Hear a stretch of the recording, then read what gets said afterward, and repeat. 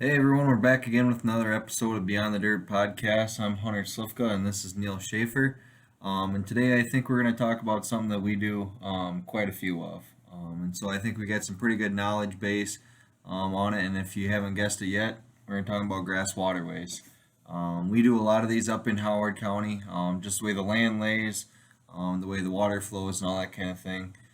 It's kind of a really important practice. Obviously, we've talked about how many tons of sediment we can reduce down, and all the nutrients we're holding back from the streams and stuff like that. And so we're going to really get into the nitty gritty of it today. And Neil's been doing these waterways for 20 years now, and it'd be scary to know how many feet of waterways you've actually built since you've started.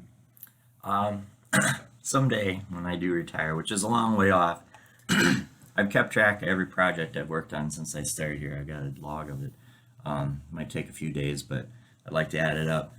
Just for comparisons of what we've been doing in 2020, the year that was the COVID year, we spent a lot of time in the field, and for whatever reason, we did a lot of waterways. We did 110 grass waterway projects with a total footage that equaled 30 miles. So, and that was in one year, one spring and fall construction season. So 30 miles in one year. And in my watershed, I have calculated that in Silver Creek, we've done over 30 miles in the 13 years in just that watershed. So I think it would be considerable. Driving through the countryside, you can't go a mile where I haven't seen a waterway that we've been involved with the design and working with the contractors and funding those for the farmers. So yeah, so I'm kind of excited. I've been kind of hoping we talk about this the last couple episodes. So kind of got my way today that we're going to talk about waterways. So And I mean, the questions always is, oh, why? How do you do it, or why do you do it, or how do you get people interested in and stuff? I mean, honestly, 98% of them are farmers that have come into us and said, "Hey, I got this gully. I need to do some shaping to it and clean it up and stuff, so I can still drive through it." And that's ultimately where we're trying to get to at the end. Is we're trying to solve that gully erosion, create a nice shallow waterway shape that they can still farm right across. They can plant into, and that sort of thing. So we're making sure the water's getting into it, and it's then flowing away safely and not creating that big gully washer and stuff like that.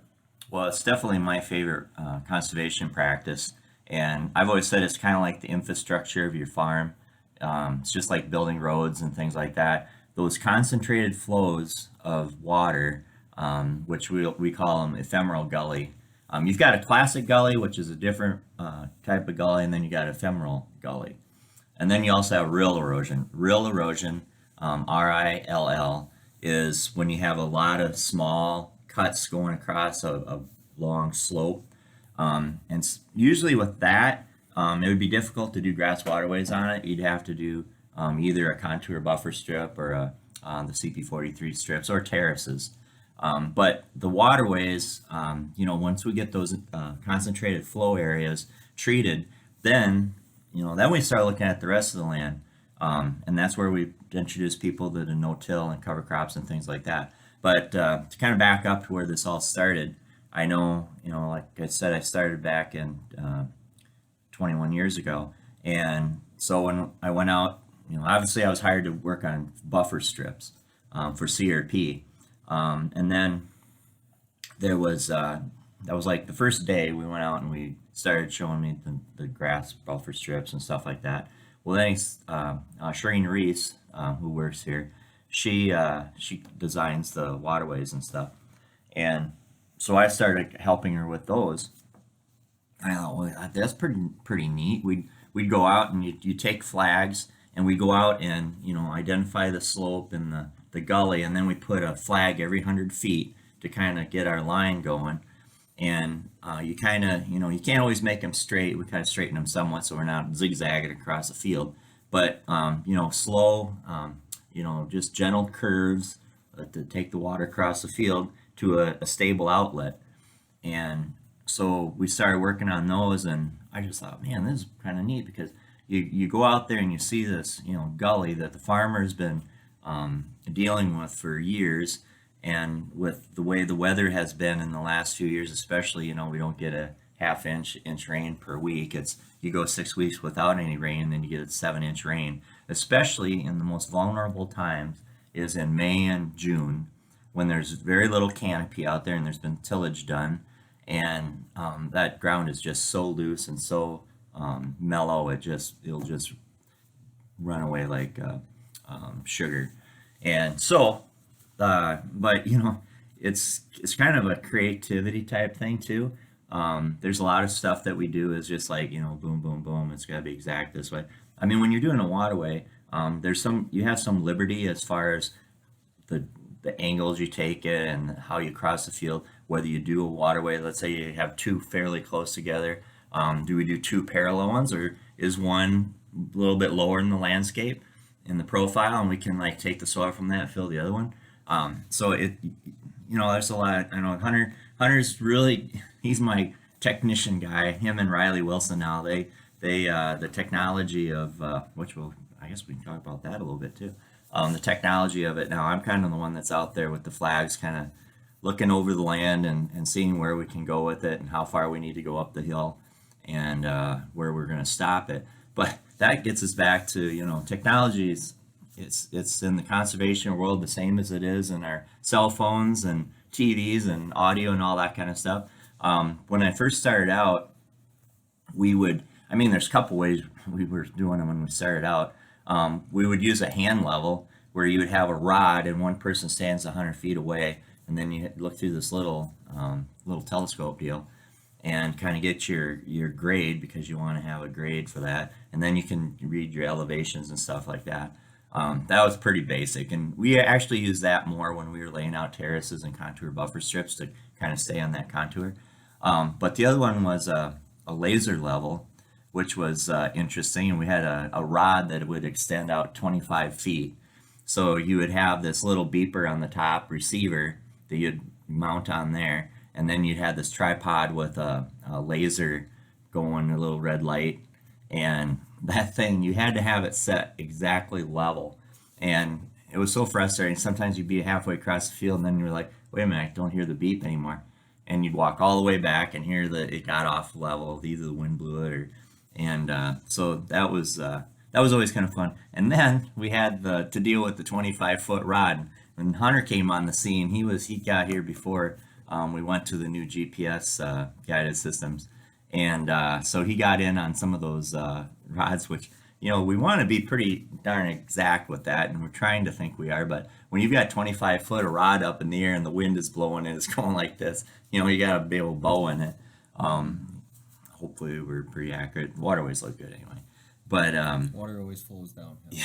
And then we'd get down to the bottom, and we'd be like 200-300 feet from the bottom, and we'd be like right at 25 feet. So we got a little creative sometimes on the bottom ends. But and then the other thing was that you had that laser level had to see you. So if you were in a really hilly area where you were going around a bend or really way down a hill, you'd lose sight of that laser. So what we had to do then was to call it a turn. So we'd have to stop where we were at, set a hub at that point, go back up the hill, grab our laser level, bring it back down, and then start shooting again. One of the kind of a neat thing when we would start, it was always kind of a challenge to see how low on the rod you could go for your first reading, and you'd want it under a foot at least. So wherever you'd set that, so we got pretty good at it for as many as we were doing, so that we wouldn't waste any of our rod. You wouldn't want to start at 6 feet on your top shot. So anyway, then we upgraded to the GPS, and you can tell a little bit more about the technical end of what we're using now for equipment. We've even changed that a couple times too. I mean, when we first started out, we just basically had a handheld unit that you could enter in the points and store the points and stuff like that. And since then, we've transitioned to basically like a full-on tablet where you can see all the points, which is amazing because you can see where the rod is and where the receiver is moving to and stuff like that. You can see all your previous points when you're coming back and doing cross sections and stuff like that, or laying out waterways. I know a lot of times, or staking out waterways. We'll do all the prelim survey, then you come back in a crop field 6 months, a year later, 2 years later, when they're finally ready to build it, and your flags aren't there. The gully maybe has moved a little bit, and so it's nice to have those exact points, especially when you're we're going to CRP waterways when they're drawn out exactly, and you need to be within those boundaries. That's become really important to have that. But yeah, those GPSs are phenomenal because you're able to store all the points, basically plug it into the computer, pull all the points there, and start to upload it rather than having to hand transcribe everything, do all the computations, then enter it into the computer and hope you did all your math right. I mean, basically all Yeah. this is all computer driven, which So that, I get back to what we were doing in the field because we have a little yellow book with all your sheets on it, and you'd have to write all your stations down, your cross section, all by hand, and write down the number of them, and then write down your reading. And like Hunter said, you'd come back and then you'd reduce all your notes and then plug those into the computer. But even before the computer, we would have, for some of our waterways, if they were under a certain drainage area, I think it was under 30 acres, we would do a calculation just on a two-sided piece of paper. You put your elevation in, or what? No, you put your 8 drainage acres, and it's been so long ago I can't even remember what we all did. Anyway, at the bottom of the paper, it showed what your dimensions, whether it was 30-foot wide, 40-foot wide, 50-foot wide, and the depth on it. We always have at least a 1 foot minimum. So let's say you got a 30-foot by 1.5 foot waterway. That's actually kind of hard for equipment to cross, especially as big as it is now. You wouldn't think a 1.5 feet would be that much, but in a short amount of time, that your combine head goes like this and it's like that. So if we make it 40-foot wide, maybe it'll be 1.2 feet depth. So I mean, honestly, that's not that much. I mean, sometimes either over aggressive, overzealous contractors might get a little deep, and that's really not what we're trying to do. We want the farmer to cross those waterways. We want those rows to feed into the waterway so that when it does rain, the water shoots into the waterway. If you put you put end rows alongside the waterway, all of a sudden you've got all these little riffles that the water has to get over, and instead of going straight to the waterway, it starts following the rows, and then not long after that, you've got 3 waterways instead of 1, and the one that you need, there's no water getting to it. Mm-hmm. So there's some rhyme and reason to that. But also on reducing the notes, we used to plot everything on graph paper. And that was actually kind of fun because we'd have our graph paper, and then you'd have your elevations, and then you draw in everything. And then, so I would do all the entry on the graph paper of the readings in the field, and then Shireen would come in and do her calculations to design the cuts and stuff on the profiles. So we still have those in our case folders. It's kind of fun to take them out. Honestly, now with Riley, with his background in surveying and stuff, I think it'd be kind of fun just to take the old laser level out and show him how to reduce notes and stuff, because I was doing that stuff, well, almost about the time he was in diapers, I think. But anyway, so anyway, the design end of it has come a long way. The infield, what we do, has come a long way. But it hasn't changed what we're addressing. The resource concern is that gully erosion. Like Hunter said, the amazing amount of soil erosion that you're seeing from a gully. Because, so let's say in a crop field, you've got a gully and it reappears every year. So what's usually happened is, everybody does it. They go in and do a little tillage. If it's only 6 inches deep or a foot deep, you do that, but guess what? You come back the next year, what's happened? Whoosh, all that soil is gone again. So in our calculations, if there's 1 acre of land that has gullies on it, that's 45 tons an acre per year of soil loss. That's huge. I mean, our goal on the whole field is to try to keep it under 5 tons. And here in this gully, we've got 45 tons. So that's one of the main reasons that a lot of our conservation programs, one of the requirements is that you have all your ephemeral gully under control on your farm. And it's just because it's such a soil loss for that. So we reduce it from 45 tons down to 1 ton a year by putting that grass in there, creating that nice shape. So maybe you want to talk a little bit about the shape and how we design those for. Mm-hmm. And one thing I was thinking too when we were talking about the soil loss and stuff like that, a lot of times people think, oh, it's down in the lowlands or in the valley, it's not that good of soil that's washing down. Well, that's wrong. You're actually getting those rains. It's taking those nice loamy soils that were up on the hilltops, washing those down into the valleys, and then the valley taking that ephemeral gully. And so really it's your best soil that's getting washed away. And sometimes, yeah, you maybe are able to use the scraper and bring it back up to the top of the hill, but a lot of times it's down in the stream and heading on down to the Turkey River, the upper Iowa, and then eventually into the Mississippi and down to the Mhm. south. So, Well, farming practices have changed so much. Even mhm. 20, 30 years ago, there was a lot more tillage, there was a lot more moldboard plowing, disking, and all that kind of. So the soil was a lot more barren. So we did get a lot of migration of soils from the hilltops down into the valleys. One of the coolest things, especially in the hillier land, north of Cresco in that Paleozoic area, karst area, you get down in those valleys and you drive by and you think, oh, look, they got nice grass waterways. Well, you get out there and look at it, and you'll stand in the middle of the waterway, and you're probably 2 feet higher than the field because all this sediment. Waterways also are kind of a sediment trap, so they kind of catch some of that. But over time, that sediment gets in there.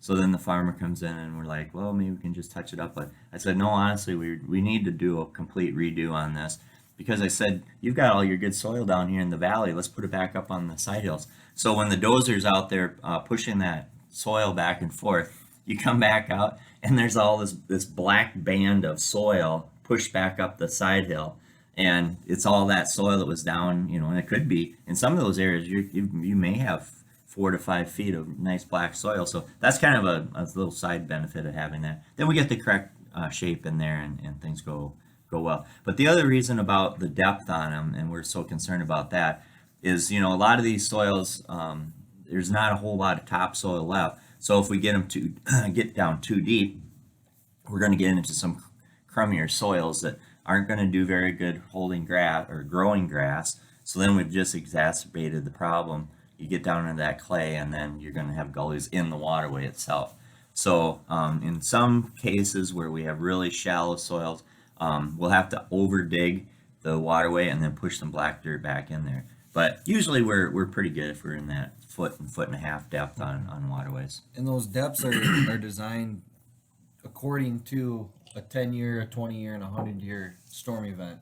And so when we talk about a 10-year, a 20-year, a 100-year storm event, that's those large rainfall events. So I mean, like a 100-year rainfall event's probably like just taking a wild guess out. I don't know. Don't quote me, but say a 10-inch rainfall would be like your 100-year flood event. And how many 100-year events have we We've had a seen lot lately? lately. A lot.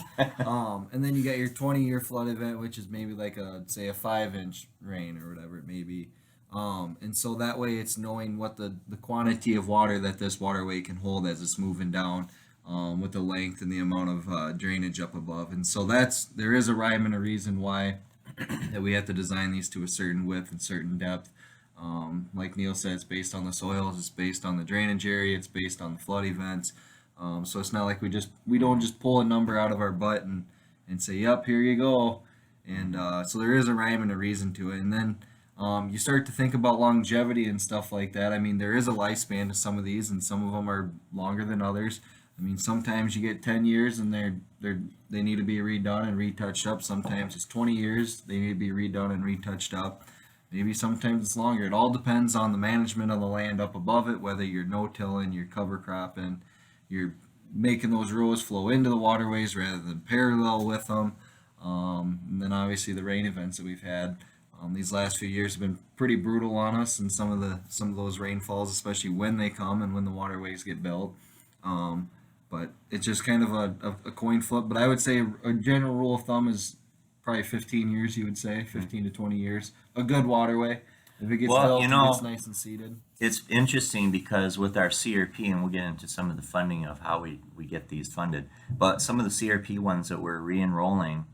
So when I started in, let's say 2000, I was building some, and then in 2010 we re-enrolled them, and then in 2020. So I'm seeing some of these for the second time around, and honestly, after even 20 years, some of them look fabulous. I mean, it's all about the maintenance. I mean, they're not something you can just walk away. If you start seeing, you got some bare spots in it, you got to address that. If you got a little bit of soil gets built up on the side, you really need to get out there and cut that off just so that water gets back in.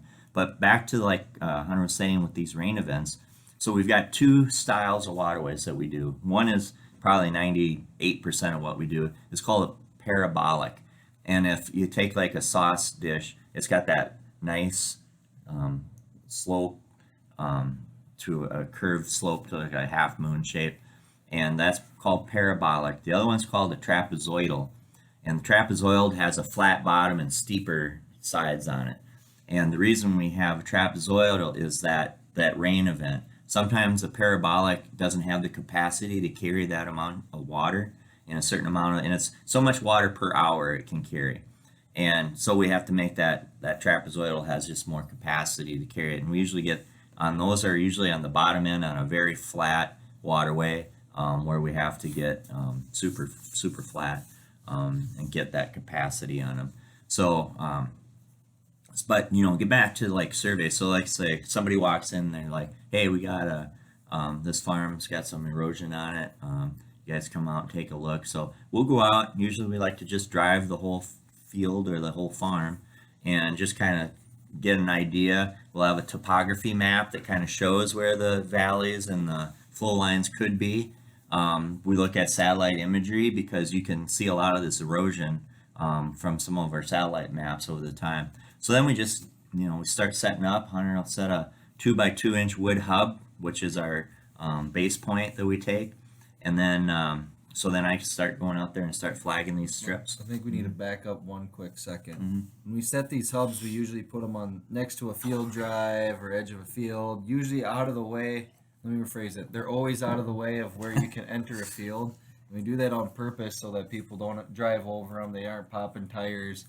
We mark them with lath, with orange paint, lots of flags and ribbons. If you see those out there, just leave them. Just leave them. Please do not touch them. Please do not mow over them. There's got to be somebody out there that's just collecting these because, man, it's so frustrating. We come back and the waterway's all done and the hub's gone, the flag, everything's gone. So then we got to set a new one. And it kind of throws off the checkout a bit. I mean, we still have what's built there, but it's like, yeah, I just don't get it. I was like, if I saw something painted orange with flags on it and a ribbon and stuff, I kind of avoid it. And it's like some people are just attracted to it like moth at a light bulb. So PSA, please leave the hubs and lath away. Yeah, and sometimes it's like, how did they drive way over there? You'll find it was just smashed, and it's like we're halfway in the ditch. But anyway, so then I start flagging it, and then Hunter and Riley now they'll start coming up the way, and then so we take a shot on every 100 feet, and so let's say we're at the ditch edge. We'll like there's usually a culvert at the bottom, so we'll take a shot on the culvert bottom, and then work our way up, and then every 400 feet we'll do a cross section. So when we have two different surveys. We have a design survey, that's the first time we've been out, and then we have a checkout design survey or checkout survey, and that's after it's been constructed to make sure that it meets our NRCS specs for size and dimensions and slope and all that kind of stuff. But so we do that up the field. And then on the ends, we call it a rainbow. We kind of make and that's because of the CAD program that we design in, draws a lot of these lines in. So we do this rainbow of an arc of shots on the top end and on the bottom end. So some of these farms, we were on a farm here this fall, and we actually mapped out 13 different waterways on one field. I was talking to Shireen yesterday, and she's so you got to draw these little drainage areas out too, because we have to know how many acres are draining into this to help with the design in it. And so when you get done, it looks like a piece of pie that's been cut up in a lot of shapes on a field. So anyway, we get those flagged out, come back, Shireen or Hunter or I mean primarily Shireen, we've been pretty busy in the field collecting stuff, so get into the designing of it. And that it's the same program that they design bridges and skyscrapers with. It's quite a Cadillac information. I mean, and that's the other thing too, as far as what we hand the contractor and the landowner for designs and stuff. I mean, that packet can be a half an inch thick. There's a lot of support material in there. But I remember back when we used to just have a map and a little design page, and I would highlight with different colors, the 30, 40, and 50 width ones. So we've got our mapping and everything is just fantastic. So we're honestly, the quality of what we're delivering and the quality of, like I said, being able to find those spots with the GPS and stuff to come back and reflag that. Because the other thing, we'd really like to know at least 6 months to a year in advance when we have these waterways. Just gives us more time to do our background checks and stuff. Because one of the things we do is to keep people in compliance. Anytime we're earth moving, adding tile, which that's another thing we can do, is we want to make sure that they have removing trees. Sometimes you got piles of rock and different things that need to be buried. We want to make sure that that tract has had a wetland determination on it.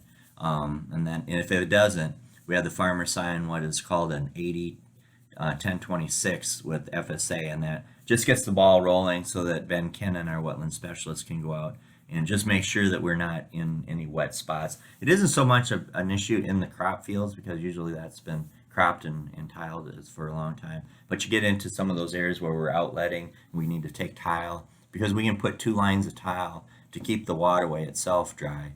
And so we don't want to we want to follow the same rules that farmers are required to follow when we're doing our work. So anyway, so that's one of the things we do. But it is nice to know 6 months in advance because like in the spring, when Ryan Steffen, our interns, are here, we'll go out and, Hunter and Dalton or Riley will be doing something else. We go out and get a lot of those surveyed before the crop gets too tall because once, the corn gets, up to here, we're not going to be able to see where anything is. So May and June is a really busy time to not only check out the ones that were constructed in the spring, but more importantly to get the new ones surveyed before the crop gets big so that we can get that stuff designed and funded before fall construction. They used to say knee high by the 4th of July. Well, usually now by the 4th of July, it's well over my head. And even, the first week of June. This year was a little bit different. A lot of corn planting and stuff didn't take into effect. Didn't get really going until May. But the year before, especially when everything was planted, corn and beans in April, we had to really book to get our stuff done before the crops got too big to be out there and survey. But it is nice to have it. But we do have those that come in, and that's another reason I kind of like to get all that other stuff out of the way so that when we do have these, late to the dance projects, we can turn them around pretty darn quick. I mean, I've seen where farmers come in the morning, we get a map, double check to make sure his wetland determinations are completed. Then we head out, and if our schedule permits that day, we'll go right out, start flagging stuff, get it surveyed back to Shreen, then check our funding, and then we get funding lined up because we have to have that funding in place before we start pushing dirt. That's just a rule. I'm not even going to say what we used to do 20 years ago, but that's the rule now. We got to have a contract, everything. Everybody knows what's going to happen, where it's going to be, and all that kind of stuff, which is the right way of doing. So, and that's just the way the industry has changed. But anyway, so it's kind of nice to have all that done in advance, but sometimes it doesn't. And we can still get some stuff turned around. It just works out super nice. But okay, so we did the survey for the design. So then we've got contractors. We're fortunate in Howard County. We've got 7 or 8 plus people that do waterway construction. So part of what Hunter and I as coordinators is we coordinate with the farmer, picks out who they want for their contractor. We'll work with whoever they choose. We set up what we call a pre-construction meeting where we have the design, a copy for the landowner, a copy for the contractor, and then we kind of go over that in the project. And we like to do that, let's say we got fall, we can start seeing the beans are starting to turn. I'm like, hey, we got to get our letters out to make sure everybody's getting their contractor. So we have that all in place so that when crops are off, they're ready to rock and roll. So that's kind of on the front end. And then as far as when it's time, the crops come off, that's where we go back out and re-flag that. If it wasn't one that we just surveyed and the flags are still there, then we go back. But like Hunter said, it was kind of a guessing game there. Sometimes it's 6 months plus since we've been out there. Things look a little bit different. Sometimes it's a lot different when you're looking at a field of soybean stubble and you come back after a cornfield has been combined. It's a little difficult to see that, especially where it's a little flatter. And we want to be as exact as possible because if we get too far off, it kind of throws our design off. And especially with CRP, those acres are contracted where that footprint of that waterway is. So we want to be as close as possible. And now with this new GPS system, it's so easy to do that. So why don't you talk a little bit about the checkouts and stuff after the project's been done? Yep. So once the project's completed, we still need to come back and do another GPS survey of the waterway that's been constructed, so we know it meets our spec. And it's pretty close to the exact same survey that we do with the preliminary side of it. We're still taking that center line shot every 100 foot. That will give us the depth and the slope of it as it's running down. And then every 400 foot again, we take a cross section. But this time when we do our cross section, we're going to take a shot halfway in between the center line and the edge, take another shot right on the edge of the waterway, and then another shot 50 foot past the edge of the waterway. That way we know that whole shape of the waterway. Make sure that 3/4 depth, what they call it, is where we need it, so we got that nice gradual slope coming up, and it's not just like a big U shape or a V shape. Yep. And so that water is able to slowly rise up, and it's not creating that extreme velocity and ripping out the edges and stuff like that.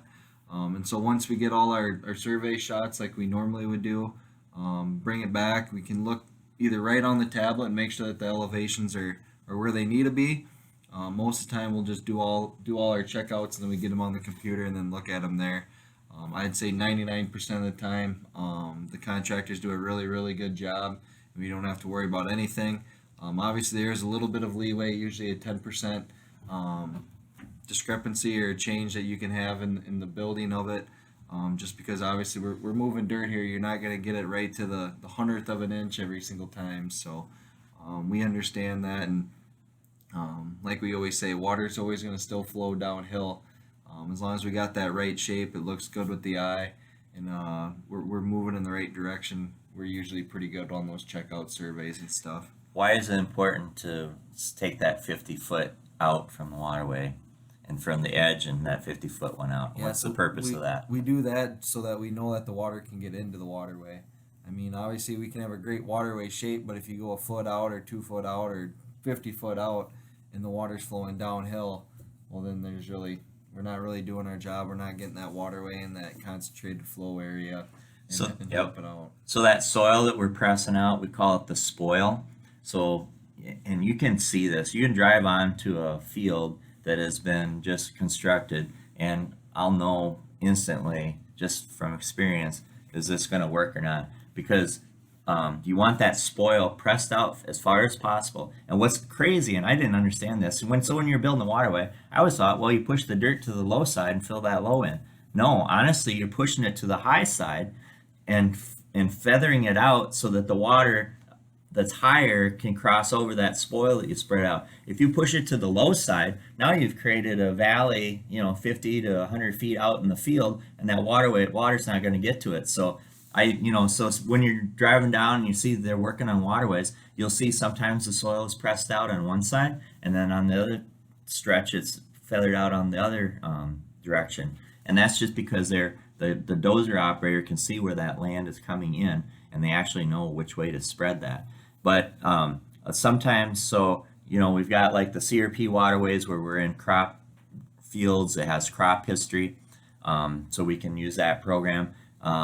We use a state program especially for old waterways. They may not have been built to spec, or they were built to spec, 30, 40 years ago. And like I said, you drive by, I've driven by farms and I was like, oh man, they got nice waterways. Till you get out there and you got this big hump in the middle.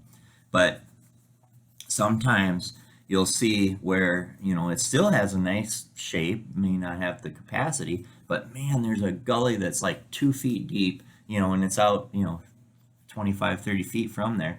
And you can kind of just look and you can just see that whole side. They just didn't press that spoil out far enough and feather it out, and they've created this kind of a mound out there, and then the water's not getting to the waterway. So that's probably one of the biggest, there's probably 3 things I'm really looking for when we go on a site. What's the quality of the soil down the center of the waterway, because we need to grow grass on there. Do we have that spoil pressed out far enough? And do we have that nice parabolic shape and not V'd or and that 3/4 depth, that's where we get the capacity. So if you've got it got a shape, but it's got too much soil on those upslopes. That's taking out the capacity. We want to kind of carve that out so it's more rounded. And then that's how you get the capacity. And like Hunter said too, you don't want it just down the center. It's going to start gulling in the middle of the waterway. And that's why we really try to push the contractors when they're building these to be carving it horizontally, going back and forth through the shape of the waterway and not going up and down the waterway. Because as soon as you start going up and down, that's when you start to get that V shape. You maybe start to cut out a little more soil in the middle than you really need to. And so that's why it's really important. And when a lot of times when you see one of the nicer waterways built, you'll see 50 foot of soil that's been pushed on this side of the waterway, and then the next 50 foot it's pushed the other way, and then back and forth. Well, And it's really it's kind of symmetrical. they can do it like in one pass, honestly, because they're only taking out sometimes even less than a foot, because sometimes you've already got some depth there, Yep. and if they can do it in one swoop, and you don't disturb a whole lot of soil underneath, you keep that firm so that's going to hold. It's just like a hot knife through butter. Then we go out some places and it looks like a moonscape, and they've been out there pushing dirt for a week, and I'm like, what is the purpose of that? You're just burning a lot of fuel. That's where sometimes the mantra of we're digging waterways No, we're isn't not always digging. true. We're not, shaping we're shaping waterways. waterways, Yep. yeah. So like Neil said, you can make a waterway in just one pass, Mhm. and you're not always having to dig or cut. Sometimes it's just making that little bit of shape, and sometimes you're filling in the middle too. Mhm. When we hand our design sheets to the contractors, they have cut and fill quantities, and so sometimes there is a little bit of cutting, and sometimes there is some filling to it, and so that's where it's important for the contractors to be able to read those and see where the cut and fill is going to be coming from. Communication, we've talked about that before, how important that is, and the communication with the landowner and the contractor and our designers and stuff, just so that everybody's on the same page, because that's been something that, and in some counties, I don't know what's happened, people have had bad experiences. They've dug waterways that are way deeper than they should have been. They either weren't designed correctly, or they, contractors got overly aggressive on the depth, and you've ruined your relationship with that community. And then, it's just like anything else. You get someone starting to say they had a bad experience. So that's also a part of it, is because we want that farmer to be a repeat customer, and we want his neighbors also to do it. Because how many times have we built waterways, and then a year or two later, the next door neighbor says, "Hey, I see his waterways look pretty nice. I want some." It might be we're dumping water on them, which they're not getting any more water than they were getting before. I always kind of chuckle at that, when they're a little grumpy and they're kind of, well, now we're getting all this water. No, you were still getting it. It was just probably coming in at 3 or 4 different places. Now it's in the one spot where it should be. But that brings more business. And I know once you've developed that trust, we've talked about trust before. Trust not only with the farmer but contractors. We have contractors that tell farmers to give Hunter and I a call, because hey, we can help ease the burden of the cost of this stuff. Just like everything else, there's a lot of cost, and we do have a lot of money available. So we'll probably talk a little bit about the different programs and how we fund these, because we actually probably have, sometimes we have maybe 4 or 5 different ways to cost share a waterway, depending on what the farmer wants, what is available, and what they're eligible for. Yep. And don't let me forget, before we end this one, we got to talk about the gateway drug and how waterways have gotten a lot more projects started. So definitely. don't let us forget. Talk about that at the end. But yeah, so there is a ton of different ways that we can fund these, and ultimately it comes down to A, what they're eligible for, and B, what the farmer's goals or what they want to do with it. And so right now, honestly, even with CRP being 100% cost share and $300 an acre, it is a complete 50-50 split of state cost share waterways and CRP cost share waterways. And so basically what the difference is if they're eligible for CRP, where they've been in a crop field, they've been certified as crop, they're CRP eligible, then we would go with the CRP. They get the 100% cost share, so the whole project's paid for. They're gonna get a 10 or a 15-year rental payment. Nope, just 10. 10? Okay, I guess we can only do 10. Or we could do 30. They're going to stay there, but We'll skip that. it's 10 years at a time for a We won't talk CRP about waterway contract. Yeah, skip that. no, we're not going to talk about that. But anyways, yeah, so they're gonna get that CRP payment. They're gonna get the 100% cost share. It's going to get built the exact same no matter what program it's in.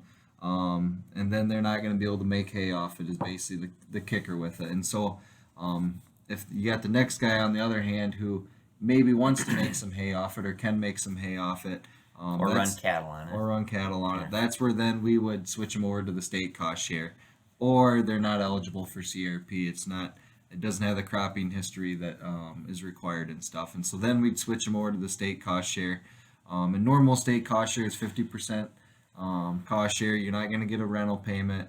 If you're lucky enough to be up in the Silver Creek watershed, Neil can tack on an extra 25% for you. But baseline 50% cost share. We do have options through CSP and Equip to do waterways.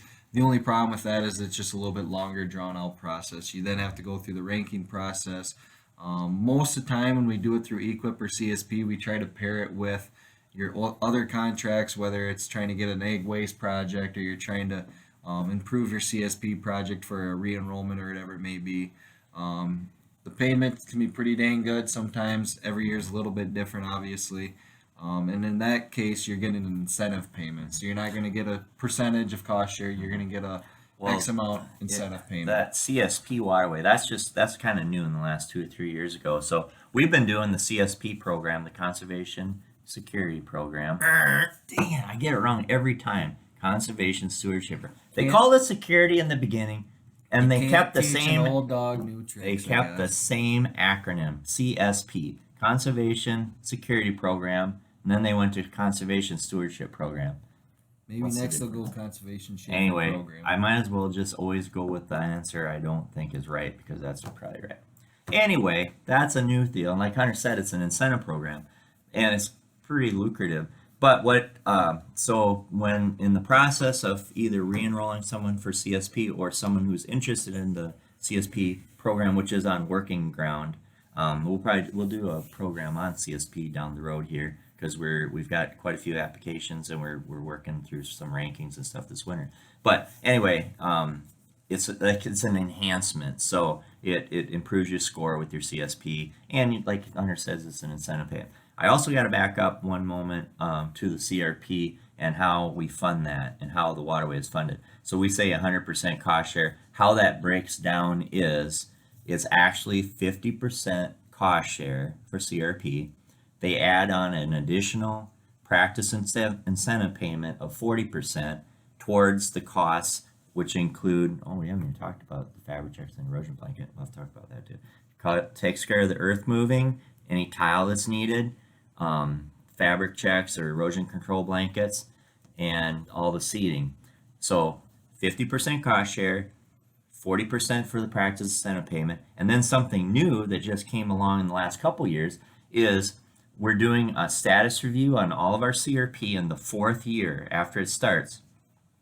So when that 4th year, if everything looks good, if it doesn't, we can get some more cost share to kind of fix things up. But if it does look good, nothing has to be done, you receive that remaining 10% of the cost of installing it 4 years down the road. So that's how we get to the 100%. So I just want to put a little disclaimer out there. It's not right up front, but man, I tell you what, if you're dealing with gullies, and that's one thing, the level of pain, threshold of pain that some people have. I mean, we've been in fields where the gullies are so deep you'd lose a combine in them. Mm-hmm. And the next farm, I'm just like sitting there, like, where on earth are we putting this wire in? We come out and I call the farmer and he said, well, it's so obvious. It's like right there, and it's like that big, and it's like that way. I was like, all right, we get a little waterway there. But yeah, why deal with that when the rental rates are so good, the cost share is so good, and I think it's just like remodeling a house. So you buy a house that's been kind of run down, and we actually see this. I mean, a lot of times it's renters that change hands, or people, pass, or family sells land. So a different operator picks it up, and they'll give us a call. Hey, I just picked up this farm. You need some TLC. And so we come out there, and the first thing we do is like, where are we going to put these waterways? Just like when we walk out to a ag waste site and we see where's this clean water coming from to keep it off our cattle lot. The first thing is like, where do we need some waterways? And honestly, I think it improves the value of the land it definitely improves the look of it because these waterways, when we design them, they need to be mowed every year. That's huge because in our design program, and this has always been the way it's been, is when we're designing it, you can either design the waterway as mowed or unmowed.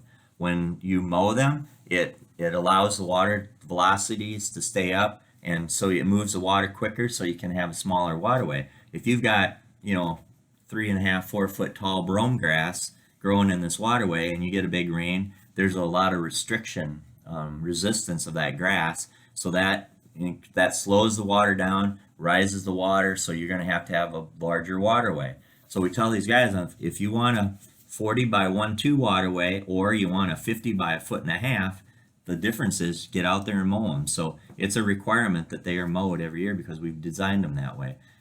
Sometimes we're out there looking and it's like, oh man, he didn't mow his waterways.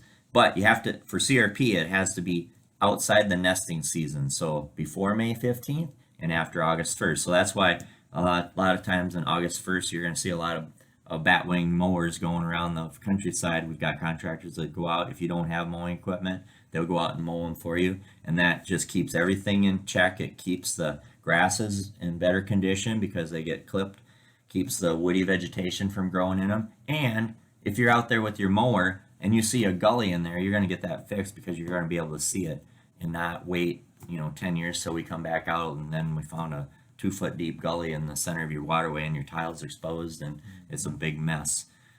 So anyway, so that was a disclaimer on the funding part of that. So we've got the CRP funding, we've got our state cost share, we got CSP and EQIP. EQIP will pay for it too.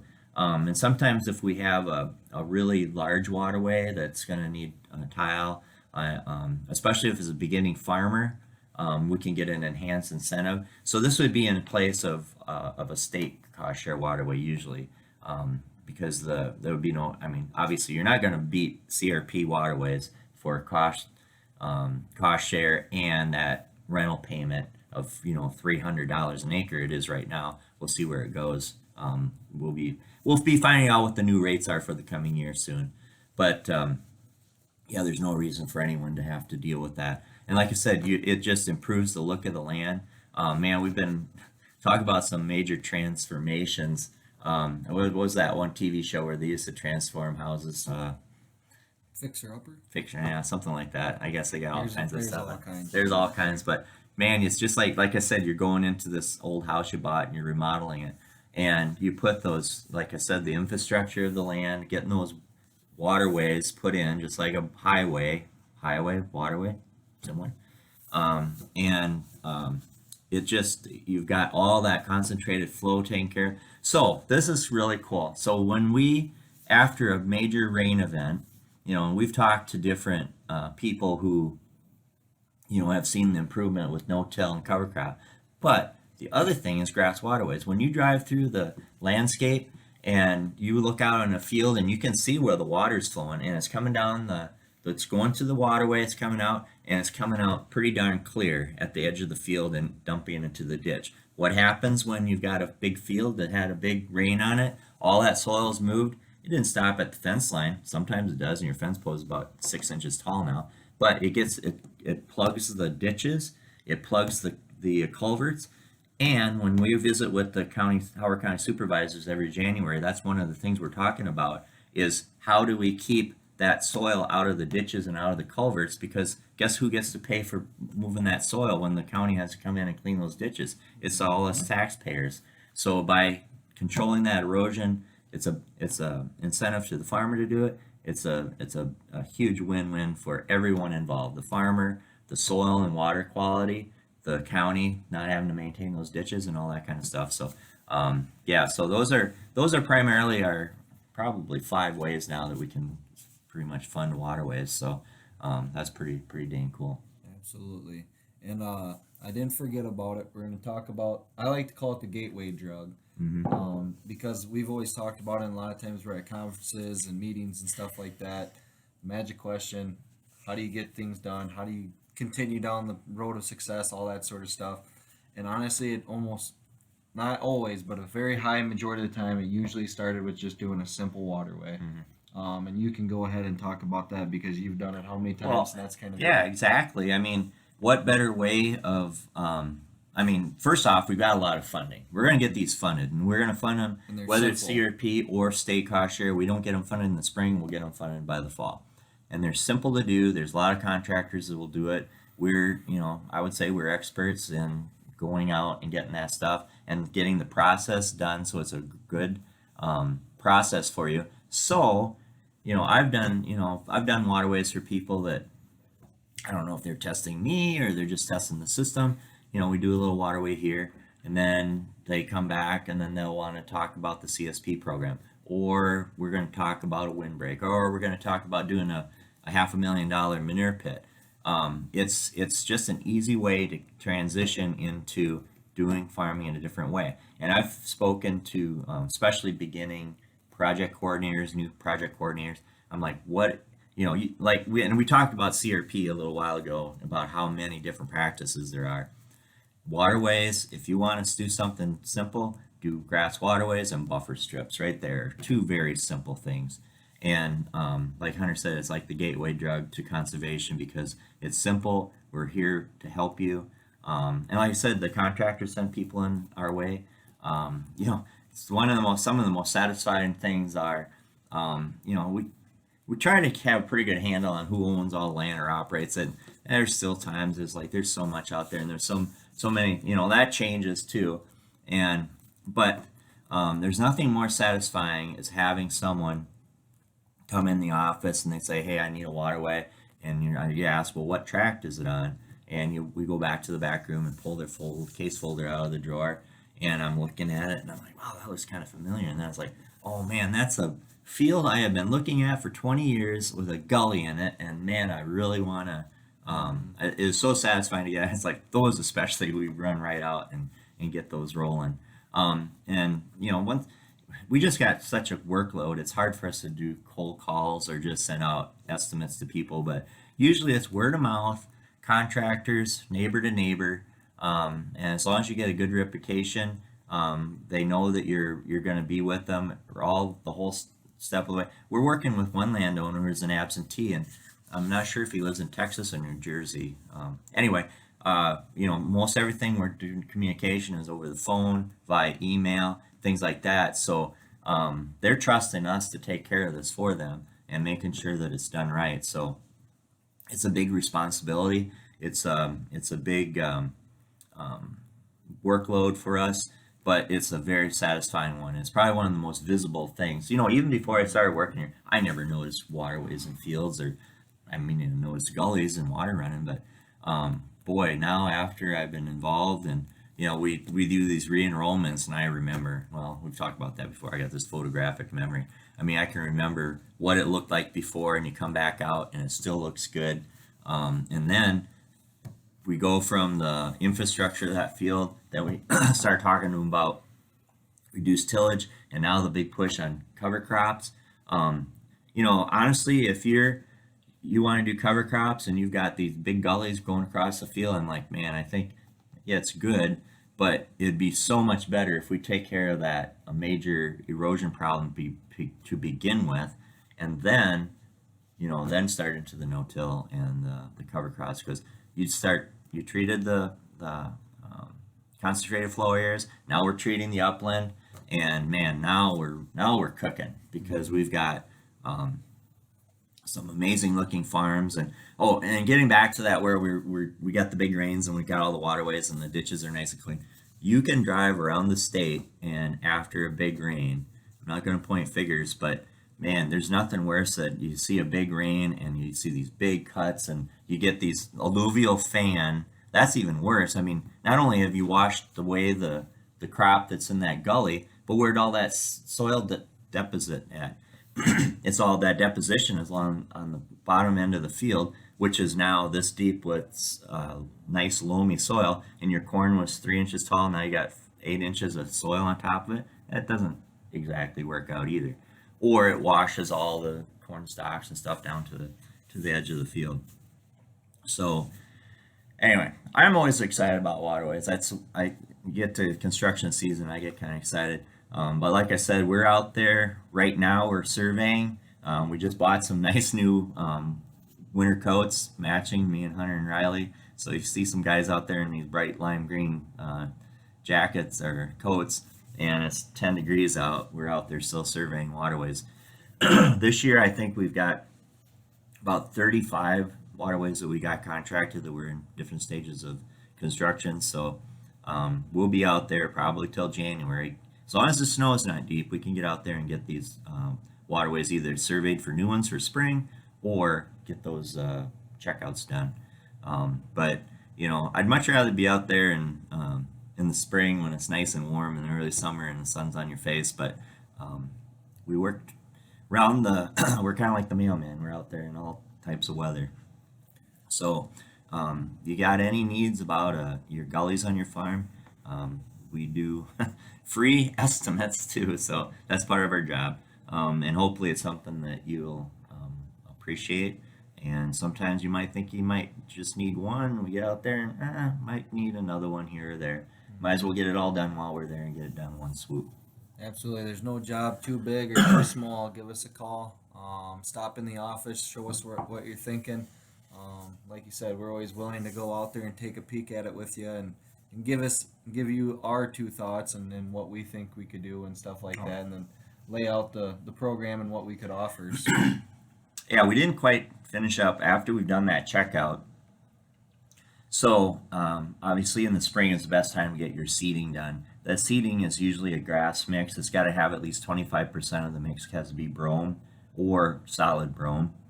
Another thing we do is these erosion control type things. One is fabric checks, and that's where we go every 50, 75, or 100 foot, and we put 2/3 of the way across the waterway, we plow in some fabrics, kind of like that landscaping fabric, and it just lays flat. And the idea of that is so when the rain water does flow over it, it kind of spreads it out and doesn't allow the gully to work up as it's getting formatted. And also on these steeper slopes or where we got a lot of flow, what we've been using now is a straw erosion blanket, and those get stapled down into the soil. Those do a really good job. A little more pricey, but sometimes with those high flow areas and super steep areas, the whole idea is to get a good catch of grass in those first formulative establishment time. And then the other thing too is in the fall, you can do a dormant seeding after January 15th, but sometimes just with that flow of water in the spring, it kind of washes it out anyway. But what we really like to see is get some winter rye or cereal rye on there. And if it's done early enough in the fall, you can already start seeing that greening up, or especially right away in the spring. So we get that first green up, and anything to kind of hold the water or hold that soil in place while that grasses are established. absolutely. That's probably the most important part is getting those grasses established. So, And mowing them after, clipping those oats off or in the spring. Those first, especially with CRP waterways, first 2 years of establishment, you can mow them once a month if you need to. And like I said, after that, once they're established, we want those mowed at least once a year. absolutely. So there we go. Trying to solve soil erosion one waterway at a time. Obviously, we've done a lot of them, but we're never gonna get them all done. I know someone. I can't remember who it was. Someone mentioned at a conference. They're like, "Oh, you guys are run out of waterways to do." No, Honestly, that's never I gonna thought happen. that to myself like 4 years into this job. I was like, man, we're gonna get all these waterways done in the county, and no, there's every day, we probably get 3 or 4 requests a week to take a look at stuff, and there's a lot of work that still needs to be done, whether it's new ones or some of these that have lost condition. So Absolutely. Well, there we go. Grass Waterways 101. If you didn't learn something on this one, I think you either fell asleep or you weren't paying attention because a lot of good information. One of the easiest practices in the book, and the money's right for it. It's always a good thing to control those gullies and the ephemeral gully erosion and stuff like that. And what better way to have a little bit of monetization towards it and help you out getting it installed. So if you got any gullies on your field that you want to take a peek at, give us a call, stop on in. We'll do the best we can. So don't be shy. Come on in and let us know what you're thinking. You're not the only one out there with gully erosions. Obviously, pretty much everyone has them in some shape or form. And we're just here to try helping you out and get those established and make a nice shape out of it. So thanks for tuning in for another episode of Beyond the Dirt.